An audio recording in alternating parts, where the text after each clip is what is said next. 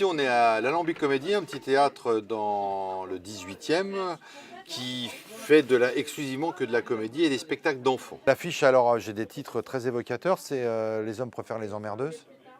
Ça, c'est Chérie, j'ai invité mon ex. La folle histoire de France de Terrence et Malick.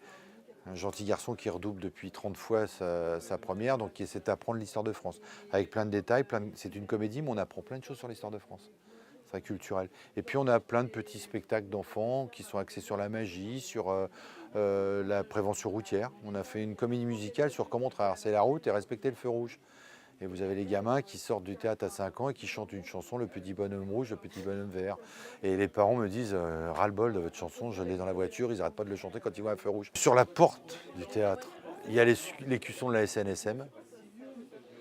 Et à chaque fois, les gens me disent, oh là là, mais vous n'êtes pas breton, vous? Et je dis, bah ouais, parce que la SNSM, c'est celle de l'Octudie. Donc on arrive et souvent les Bretons, quand ils rentrent dans le théâtre, ils disent, oh, c'est pas breton là, votre truc là, parce que l'autocollant à la SNSM de l'Octudie, il n'est pas sur tous les théâtres à Paris, mais chez nous, il y est, il a sa place. Je crois que c'est ancré, hein.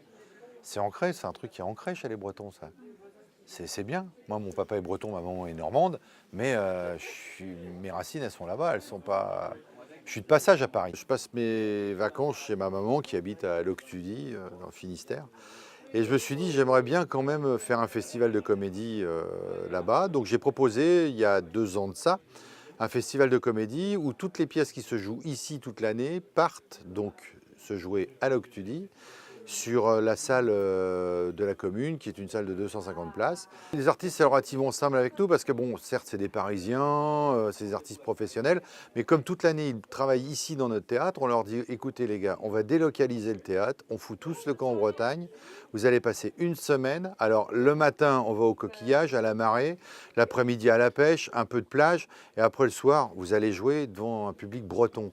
En fait, l'accueil s'est très très bien passé, parce que vous avez un échange, vous avez quelque part des touristes qui viennent sur le festival, mais on a surtout 90% de la salle, ce sont des locaux. Et moi, mon objectif, c'était de ce festival que les locaux viennent, pas les touristes. Les touristes, je les ai à Paris, je les ai partout. Les locaux sont venus. Ils ont répondu à notre appel et j'ai trouvé ça merveilleux. Les Vilaines, c'était une serial killeuse grand-mère qui en fait recevait une représentante en sextoy et qui décide en fait à la fin de l'assassiner. Je crois que je l'ai vu cette affiche. Euh, Il n'y a pas des... Ah si, si, les vilaines. Et ça, ils ont adoré. Ça, ils ont adoré. Parce que ça se rapprochait un peu de ce qu'ils voient. La grand-mère du village un peu folle dingue, qui existe dans tous les villages, hein, faut pas rêver. Plus la représentante très parisienne. Et il y avait un conflit hein, entre l'ancienne du pays et la parisienne qui arrive. Et là, c'est parti.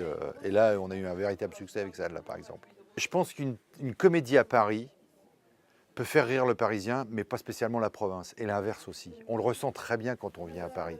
Quand on a les périodes de vacances, les provinciaux montent à Paris, la salle est totalement différente. Elle rit, elle participe. Le Parisien est beaucoup trop coincé, il ne se détend pas. Il arrive, il est déjà avec son stress, le métro, je suis en retard, je n'ai pas trouvé de place pour ma voiture.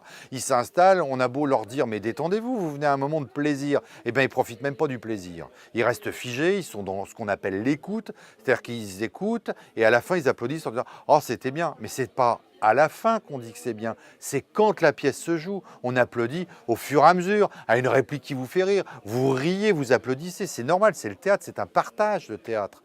Moi, je pense que quand je vais faire ça, quand la province vient à Paris, quelle qu'elle soit, ça change tout quand on est sur le plateau et qu'on joue. Et bien à l'Octudie, c'est pareil. Pour les comédiens, ça a été vraiment un échange, un vrai échange avec le public.